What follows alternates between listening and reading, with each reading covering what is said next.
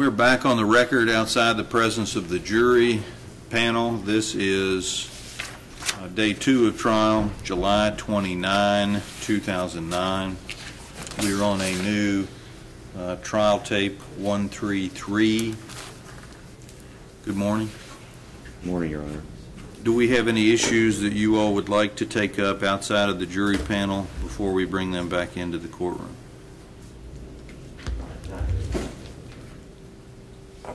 No. Okay, thank you.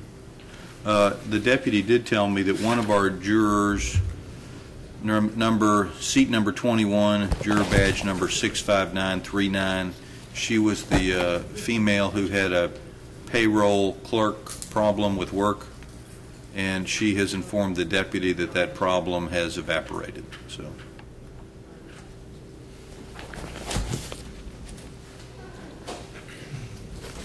Are you ready? We are ready.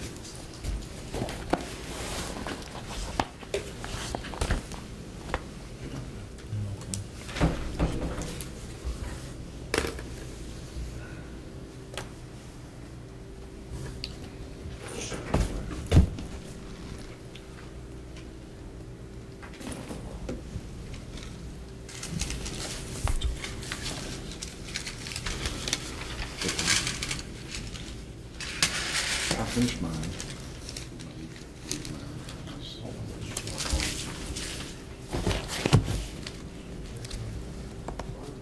Artie, did you talk to Ruthie about your Hayden case? Okay. Ruthie? I'll call her.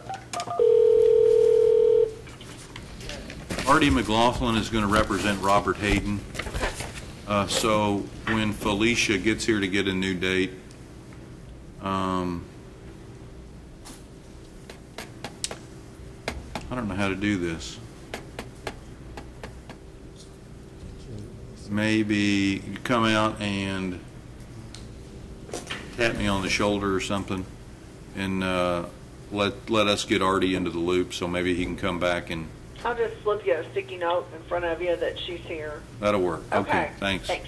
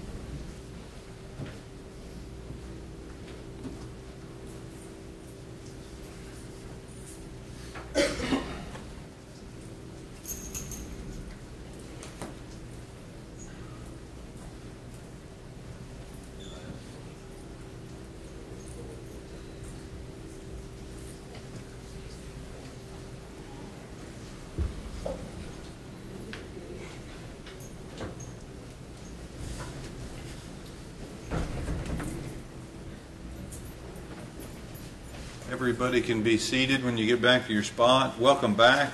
It's amazing how quietly you all came into the courtroom. You're not really this quiet in real life, are you? Heck no. Welcome back. Sorry the weather's bad. If you all look, we didn't take roll just because we're still such a large group, but if you look to your left and your right, can you all identify anybody who is missing? Think everybody's here? Great.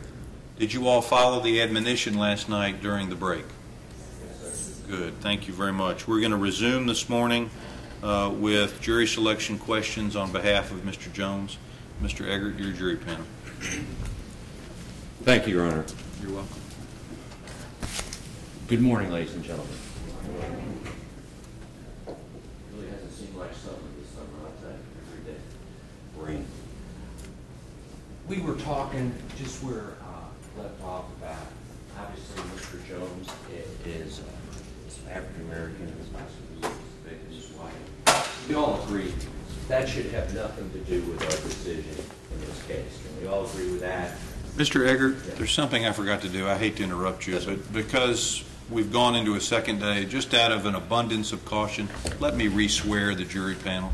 Do you all swear or affirm that you will give true and correct answers to all questions asked by counsel and the court concerning your qualifications to sit as a juror in this case? Thank you very much. Sorry for the interruption. Thank you, Your Honor. I think we can all agree that should have nothing to do with our case, okay? And I can say this because I'm old, but started doing this 30 years ago. Things have changed quite a lot. But believe it or not, maybe even 30 years ago, a person's color might affect a decision, okay? Now, here's my point. If this man is innocent, does everyone agree he should be found not guilty? Can we all agree with that? And can we all agree that whatever we do in this case, color is not going to affect it? Can we all agree with that? Now, this is what's called an identification case, okay? And you'll hear evidence that, I guess, close to 2 months after the incident. Yes, forgive me, come up.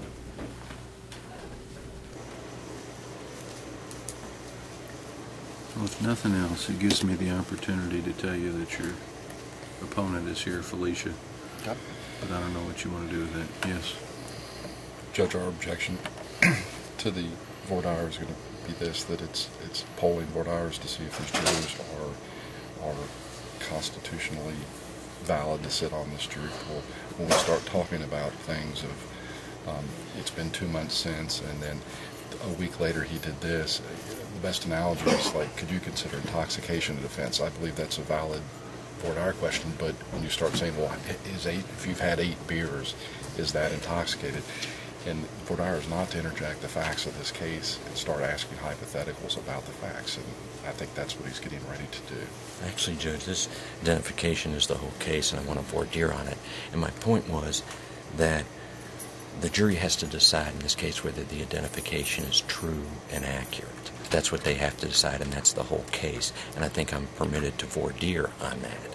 I'm going to ask generally the kinds of things you want in judging a voir dire, in judging an ID. And do you understand that you have to determine whether the ID is true and accurate? The issue is not whether he'll be ID'd. The idea is whether the issue is true and accurate. And I think, given this is the whole case and there's nothing else, I'm entitled to voir dire on it. I can't imagine why I wouldn't be. And I haven't pulled anything. I agree with everything you said. When you start saying, well, if someone 2 months later and then a week later, you just said in 2 months after, you're starting to interject the facts of the case in your voir dire. That's our objection. I think you can, all the people get it wrong, identification, but when you start putting the facts of this case in it, you're polling this jury on what they would do under the facts of this case. Actually, all I was going to say, Judge, when he objected is approximately 2 months later he saw a picture of Mr. Jones and decided he was the one that robbed him. Okay, and then go in from there. That's what I was going to say. I'm going to, it's a proper objection. I'm going to overrule the objection. I agree that you're entitled to voir dire on the identification issue. It was a preemptive objection, I guess is a good way to call it. And we will wait and see if factually you ask questions that are appropriate on the issue of identification. That are factually predicately true. He didn't just see him 2 months later. There was photo packs he didn't identify, and that's the problem when we get into the facts. I understand your objection, but what his question is not factually accurate. I'm not trying to get advantage of an objection. I'm just...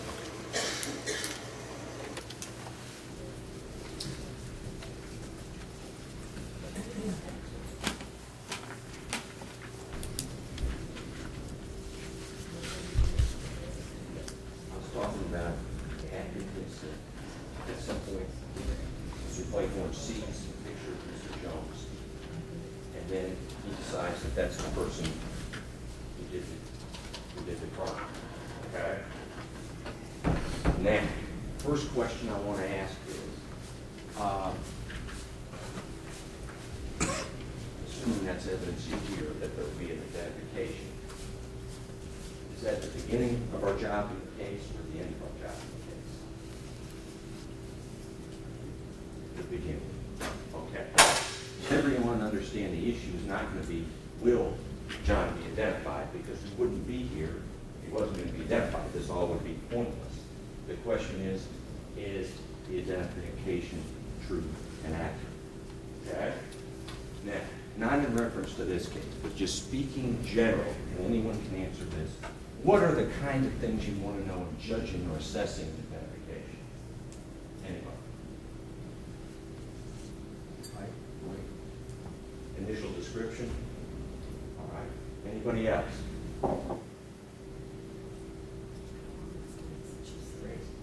How long it's been since you've seen him? Mr. Eger, Mr. Eger, do you have badge numbers? Pardon me? I'm sorry.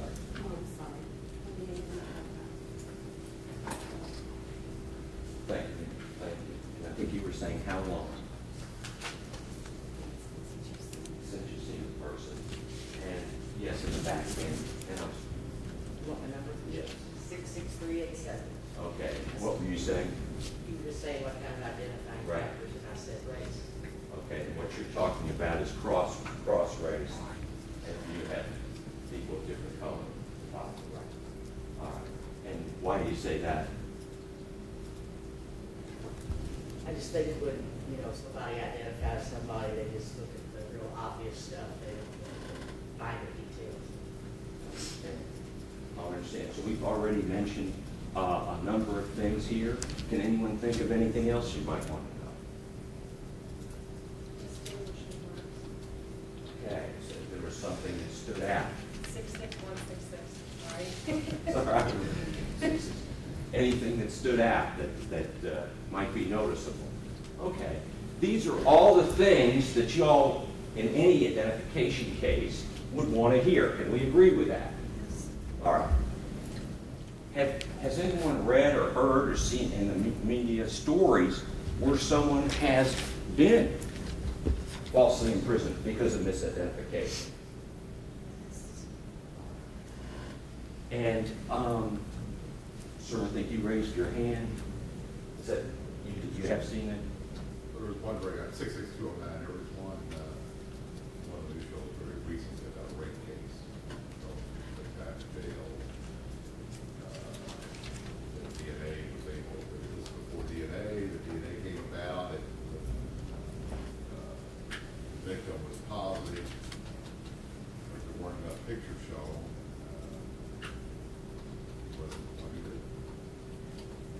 And the example you've given, in these, you mentioned DNA, which is relatively recent, but in the case you mentioned, that people read other stories where DNA has exonerated somebody, but the reason they were in prison is, as the case you discussed, because of identification. All right. Now, when you judge an identification, and you've talked about, you've heard stories and so forth of people being falsely imprisoned with misidentification testimony. Ultimately, when you decide identification, what burden does the Commonwealth have to meet as to that identification? Get it right. It's got to be right, and right by what standard? Beyond a reasonable doubt. And again, why do we have this, as this gentleman said earlier, I think yesterday, and this gentleman just alluded to, because if we don't have that standard, you have someone identified who goes to prison and didn't do it.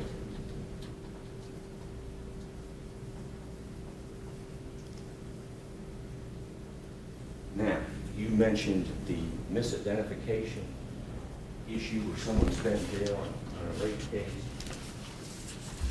Just want to follow up on that. There was no suggestion in that case that, I mean, the prosecuting witness in that case was honest, right? Trying to do the best she could. It was just wrong. And let me ask you this, and whether they said this in the story or not. Had there been no DNA, would this person have remained in prison? Pardon me? Yes.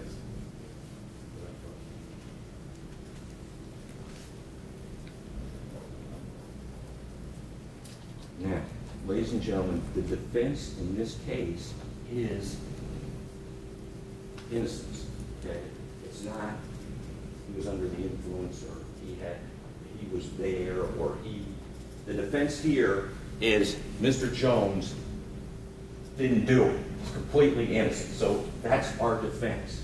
So when you judge this identification, when ask each to judge it true, accurate, beyond a reasonable doubt.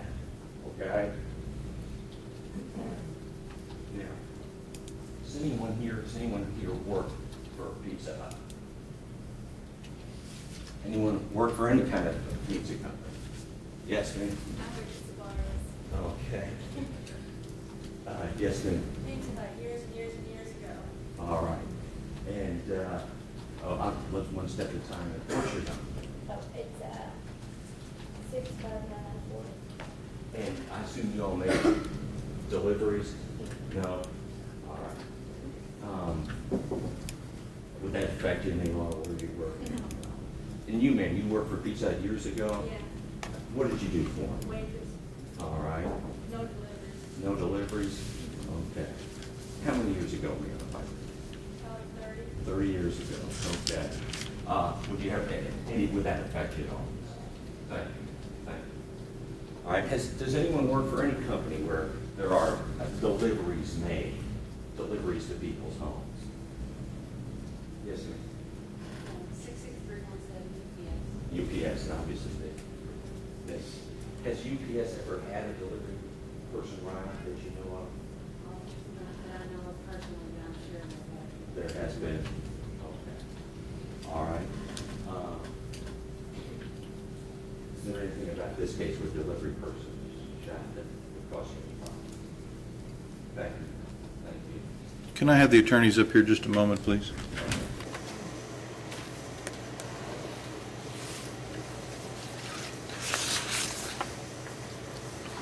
Sorry, the badge numbers. No, this is a minor point, but your question to her was, has UPS ever had a delivery person robbed? Mm. I don't want us to create the misimpression with the jury that there's a robbery count. There's not. There's not, but there'll be. The reason I said rob is when he talks about it, honestly, Judge, he says there was a demand for money. So that's why. Unexecuted, I mean, Yeah. never completed, but it was. Unexecuted. Okay. I'll be more careful with my, Okay. Judge, but I'll be more careful with my words, and I appreciate that. Okay, But that's thank what you. I was referring to.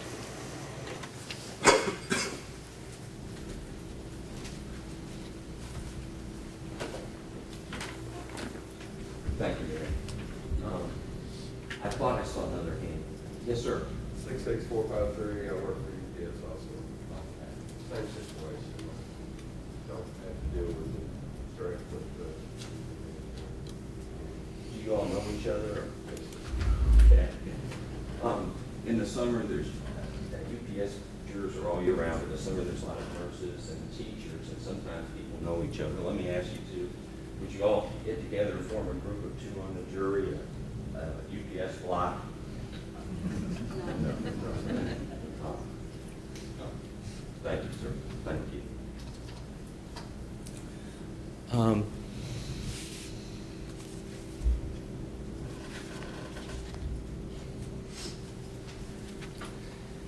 This is a case, obviously, that involves a gun, and I just want to ask a couple of questions on that. Does anyone here remember the National Rifle Association? Yes, sir. 26184. And are you a long-time member of NRA? 5 years. And would you basically agree with the NRA's position on guns? Thank you, sir. Thank you. Anyone else? Second, yes. I'm not a member of NRA, but I'm a concealed carry. Yes, sir. So you have a permit to carry your gun? Yes, I do. Okay. And I know you go through checks and then they give you a permit. I think, is it issued by the sheriff's office? The state police does a check, something like that? I believe that's correct after you did the training. Okay. And is this for self-protection? Yes. All right. Anyone else? Yes, sir. You're an NRA member and have been for a long time. Thank you, sir. Yes, sir. I forgot to give my number, 39194. Okay, thank you. Okay, I appreciate it. All right, thank you. thought I saw a couple other hands on the guns. Yes, ma'am. 66387. I joined the NRA and I got 90,000. Only 6%. Understand. Thank you, ma'am. Another hand up. 66453, also NRA, SBI.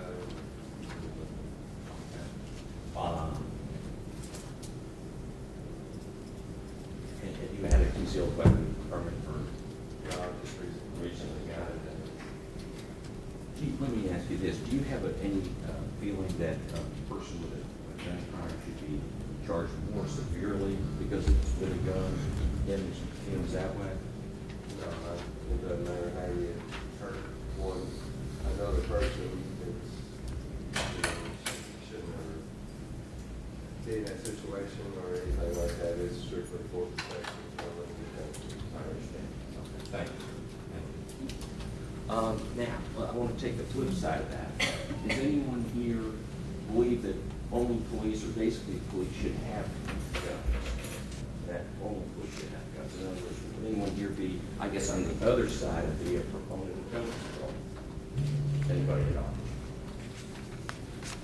So we should have our hunting rights, to carry weapons and firearms for that. But anything else, no.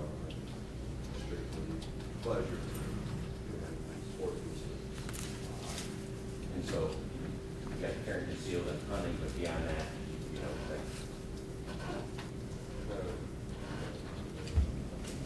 saw, sir, I thought I saw you. Well, you kind of changed. You're right, I did. A little bit. You did, and you're too sharp for me. Because there's some gun control that I believe in. Right. Automatic, AK-47, all that sort of stuff. I don't see why you need all these automatic, not automatic weapons for hunting, so I do believe in That you would believe in gun ownership, but not high-powered assault weapons, certainly. Okay.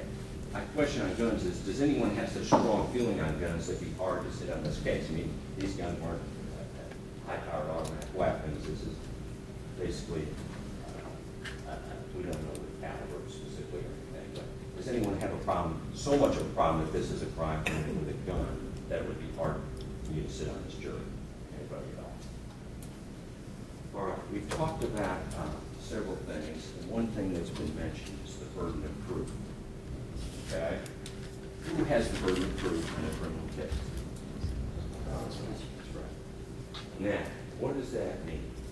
Let's say we go to trial, and I say absolutely nothing. I'm sure someone's hoping, God, I hope that's the case. But let's say I say nothing during trial. And let's say when it's time to close, I say nothing. When you go back there, you assess the evidence. If you think the Commonwealth hasn't met its burden, what's your burden? Right. So does everyone understand that when they talk about the burden of proof, the prosecution has to put on evidence, and the defense, what that means is, doesn't have to put on anything. And usually there's a positive answer to this question. Who would anticipate or expect the defense to put on, let's say, an alibi defense in this kind of case? Anybody? Yes, would anyone expect someone in an identification case to put on an alibi defense? All right. Okay. Let me follow up on that. If you didn't hear an alibi defense or any proof, okay, would that cause a problem for you?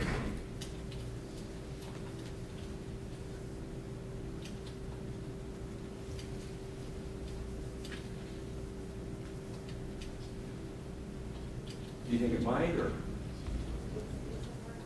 66317, it's a hard question to answer without all the other evidence. Right, right, I appreciate that. But I thought I saw other hands too. This is a natural reaction. Would someone think, boy, you know, if I was accused, I'd come forward, I'd put on evidence. Would anyone have that feel? Anybody? I thought I saw a young man in the back who thought maybe you would put on evidence. Was I wrong? Yes.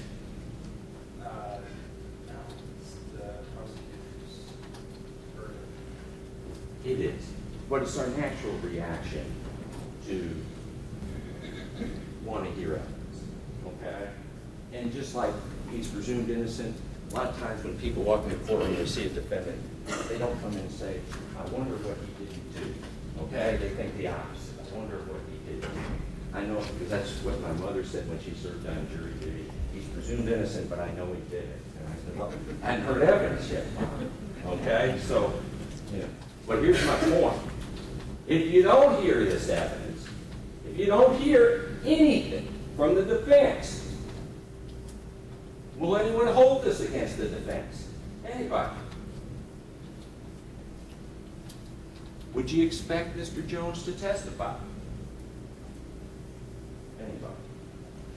And I don't really care what, it doesn't have to be the right answer. Is anyone here, would you expect the defendant or want the defendant to testify? Once again, at the end of the case, I've got to advise my client as to what to do. And what I want to do is advise him, whatever you do, if you don't testify, if you don't put on evidence, the jury's going to follow the law, okay? And not let it get you, okay? That's the situation.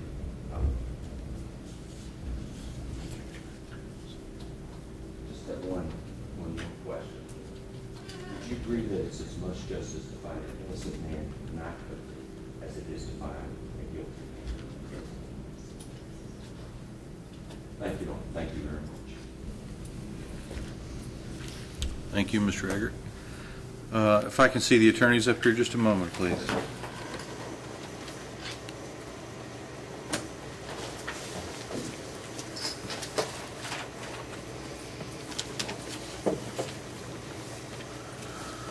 Okay, what's your all suggestion on how much time we should block out for exercising cause strikes and peremptory strikes? 30 minutes. I mean, maybe longer, depending on how long the cause takes. I'm going to say 45 minutes. That'd be Take great, us to Judge. 10:30. Yeah. Okay, thank you. Thank you. Ladies and gentlemen, we need to take a break. This one will be a little bit lengthy because we need to talk outside of your presence about the jury selection process. I'm going to give you a break until 10:30. That's 45 minutes. Remember your admonition to not discuss the case among yourselves or with anybody else, and be in the hallway ready to come in at 10:30. Thank you. All rise for the departing jury.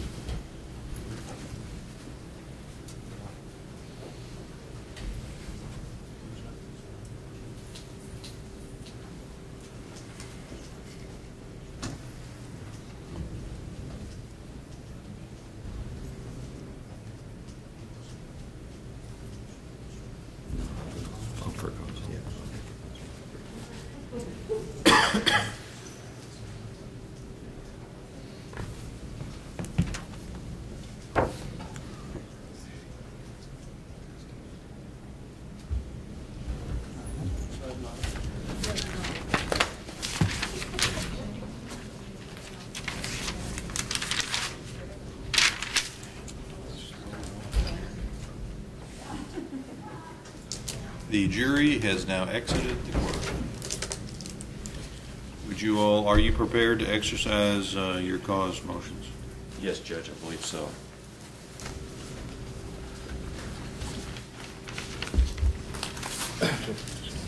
First, let us make sure we're all on the same page about who we've already released. Looking at our seating chart, on the first row, I have released 6 and 8. On the second row, 11 and 17. On the third row, 26. On the fourth row, 34. And on the fifth row, 37.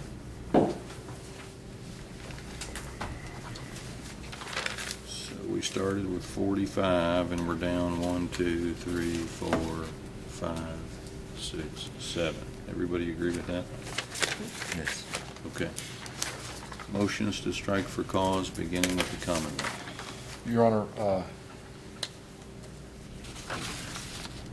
Of juror in seat number 14, juror number 39191, we joined in their motion to call. I'm withdrawing that motion.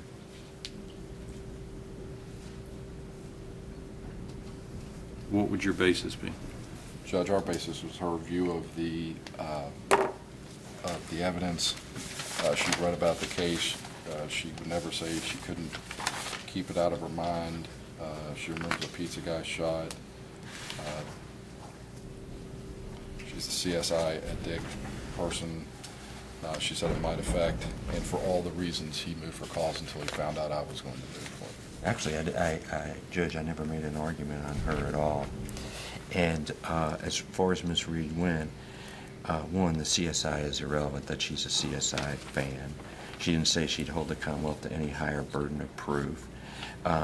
She actually has the wrong, when she hears the case, she'll realize that she has the wrong pizza shooting. She's talking about a case where someone was arrested and I think went inside. She'll know she doesn't even have the case.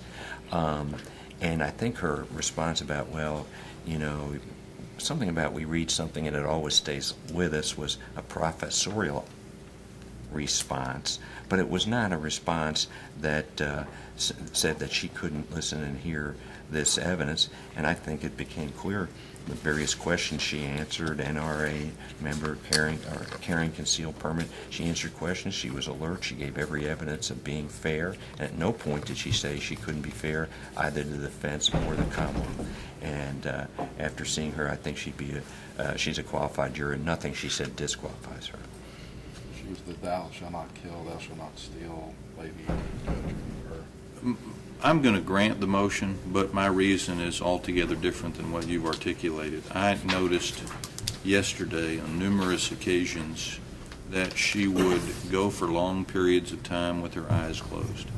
Now that in and of itself does not indicate that she's asleep or not paying attention, but when I continued to observe her, when she would open her eyes finally, she would rub her eyes in her face like she really was tired.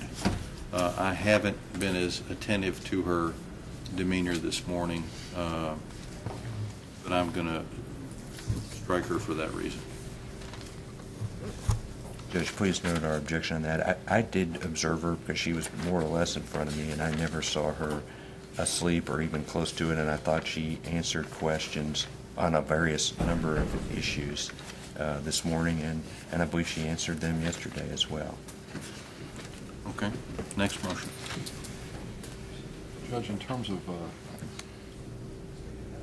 cause, that's it.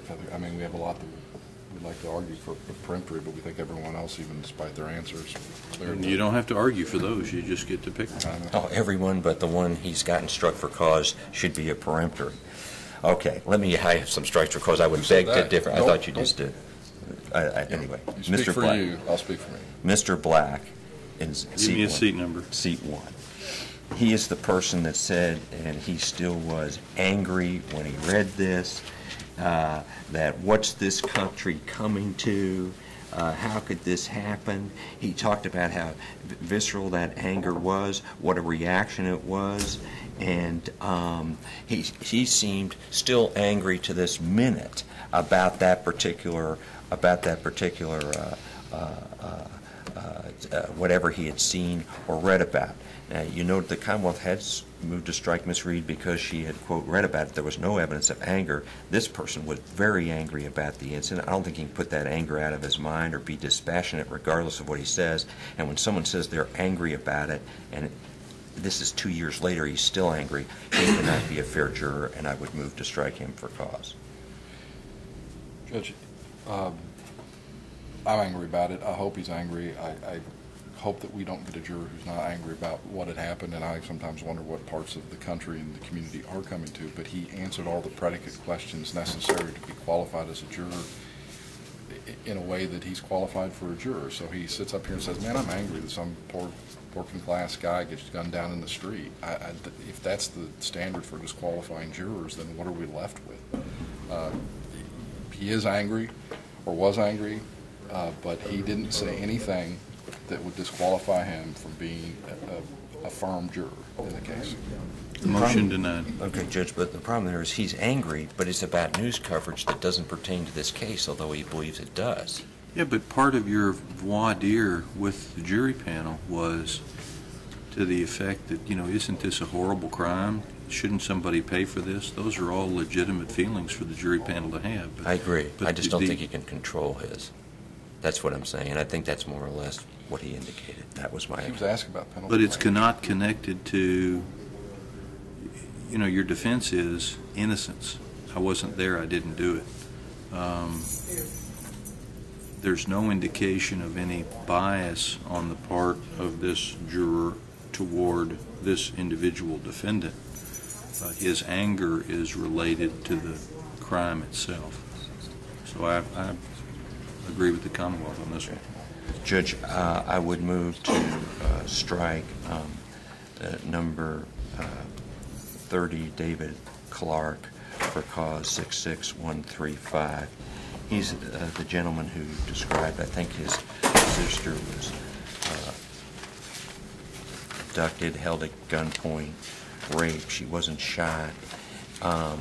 At the best, he said that would be in this case. When even Mr. Baker asked him, he said he would hope it wouldn't affect him, but he couldn't promise it.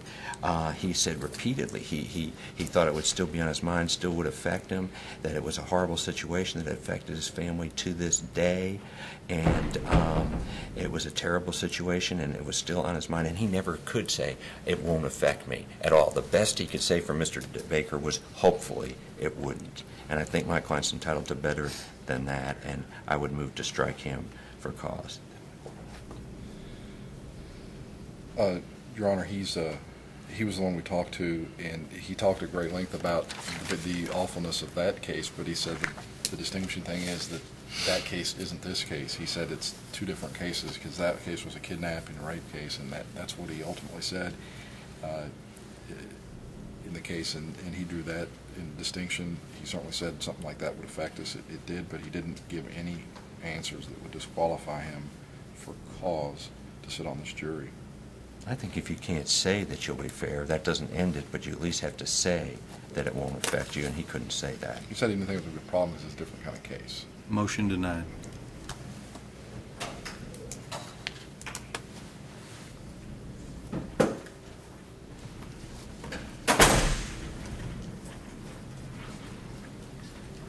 Judge, we would move to strike number 40. It's the woman who worked for numerous years investigating child sex abuse cases. She, I guess, had hundreds of cases. Many went to trial. She worked actually in the Crimes Against Children's Unit with police, with detectives, while supposedly the proffer is that she would be fair. She now works as circuit clerk, but in the EPOs and domestic violence unit. She's really been a prosecutor, part of the prosecutorial team all of her life. She's been instrumental in prosecuting people, and worked with prosecutors, police, again and again and again. And we don't think she's a fit juror for this juror. She's essentially a police officer on this jury, and would we move to strike her? In terms of cause, Judge, I think she said she worked in the CACU. She worked with sex abuse kids.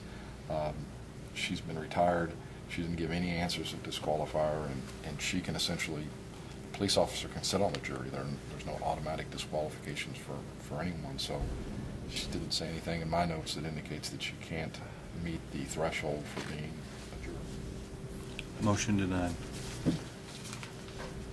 Judge, we would move to strike the person who saw Detective Nart 4 to 5 times a week, and C20, Amy Higgins. While she never said, well, it would affect her, her kids went to school with his kids. They were whether at Notre Dame, she'd see him constantly at football practice, talk to him all the time, see him at least 4 to 5 days a week. He's the one who investigated the case. He's the lead officer. He'd be the witness. We think it'd be a totally, unfair advantage to essentially have someone that he saw 4 to 5 times a week, who's a friend, who knows his kids, and he knows their kids, sitting on the jury and judging his credibility. And regardless of what she may have said, Your Honor, we believe that she clearly should not be sitting on a case where Detective Nart is the lead detective. Your Honor, I did ask Detective Nart right now if he knew her. He says he does, that he did talk to her at practices. Again, I don't think she said anything based on our exchange that would disqualify her as a juror, but he does know her and did talk to her at football practices. So, Motion granted to strike number 65921. Granted.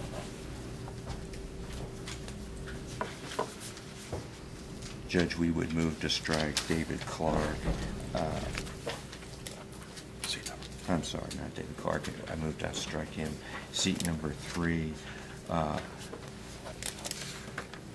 Paul Kelly. He's the loss prevention person who knows numerous police officers, works with police, arrests people, calls police, is in court as a witness, and testified basically that he'd be hard-pressed to go against the police. He said that, I asked him, and he said he would probably believe police. He certainly wouldn't want to not believe them. He works with them. He testifies with them. He should not be on this jury. He essentially said that he would believe police, believes they're credible, and really should not be sitting and judging credibility as to a police officer. Judge, I explored that a little bit. I think the guy he works with is in the first division. That is not the division Detective Nart works in. The name is not someone who's in Detective Nart's chain of command or otherwise over him or anything like that. I was looking for my notes on him, and I don't have anything written down that I would exclude him as infirm due to an answer he's given you. But I want to make the court aware of where if he does work with an officer, how that officer would relate back to Nart. Yes, he's Louisville Metro Police Department, but he's not in his chain of command, not in his division, not in his unit. Well, although his answers in Voir didn't rise to the level necessary, probably under the Fugate case, the one thing that he did say that I noted and remember is that he answered, how do you believe police? He said basically whatever they say. The fact that he does ride-alongs with police gives me concern that he does place more credibility on a police officer's testimony, so I am going to grant the motion to strike him. 25337.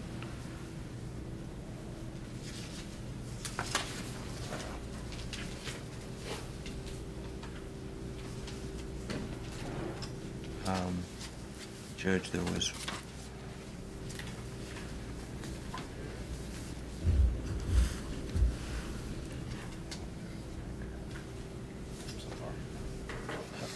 one other person. I think it's in seat 5, and it's Judge Holton. That's, Mrs. Holton. Yeah, Mrs. Holton.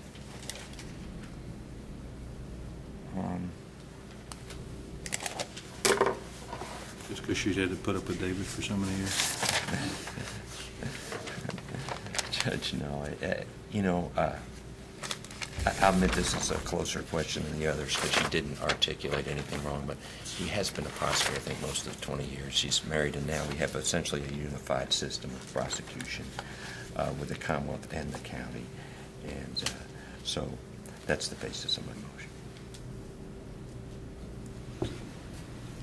I guess for the court's benefit, I don't know him or her, but whatever the court wants to do. I'm going to deny the motion.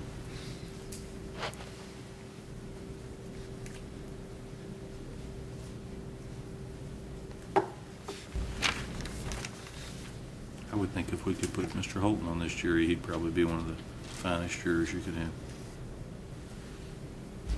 I'd have a difficult time seeing some of the evidence, but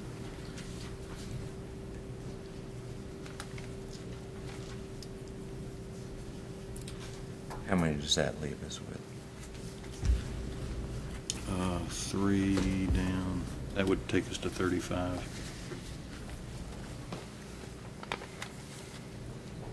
We can get as low as 32.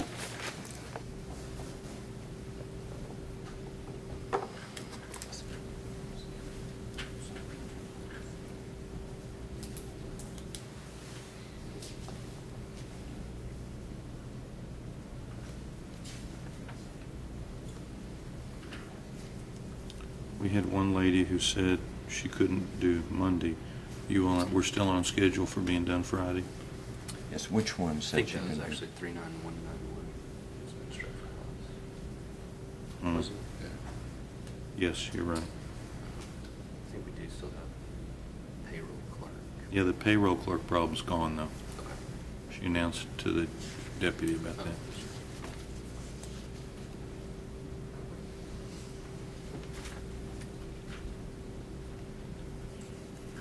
I don't have any other notes that there's, any lingering hardship problems out there.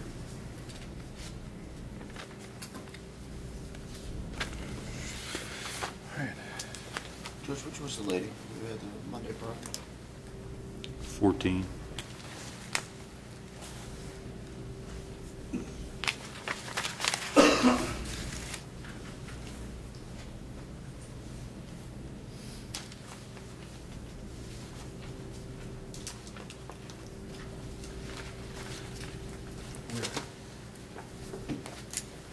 Where do we go to do our peremptories? Oh, you're done? I would just... Yeah.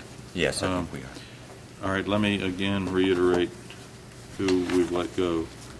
Looking at the seating chart in the big picture, first row, 3 is gone, 6 is gone, 8 is gone. Second row, 11, 14, 17.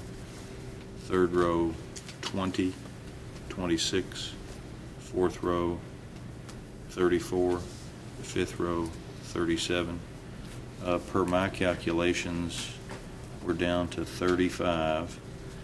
I seat customarily 14 in the jury, giving both sides 9 peremptory strikes. That means that we need 32 from which you will exercise your peremptory strikes.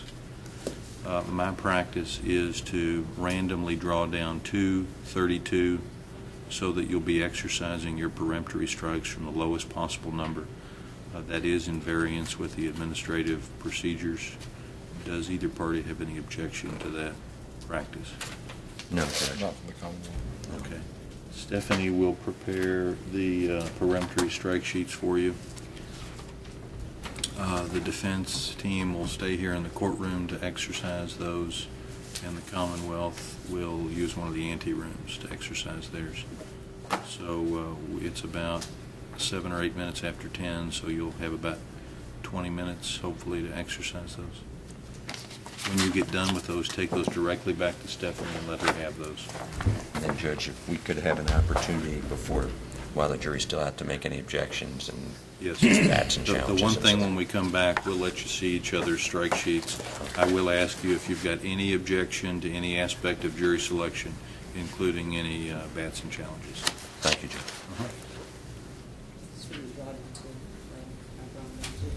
Draw down, I've got we're at 35, so we'll need to draw down to 3, if my math is right.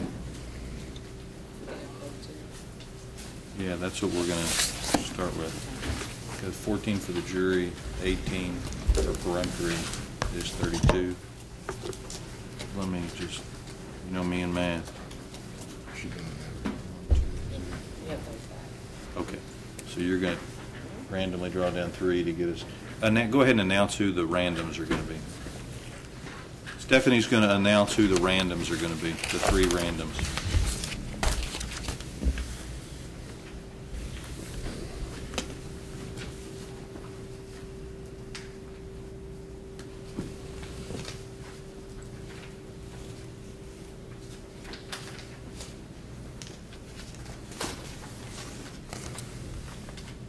Seat 43, 66477.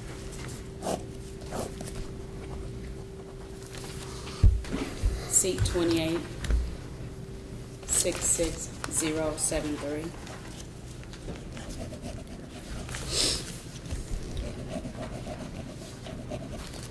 And I have seat 13, 27775. Okay. Thank you. I'm going to go off the record while you all are exercising peremptory.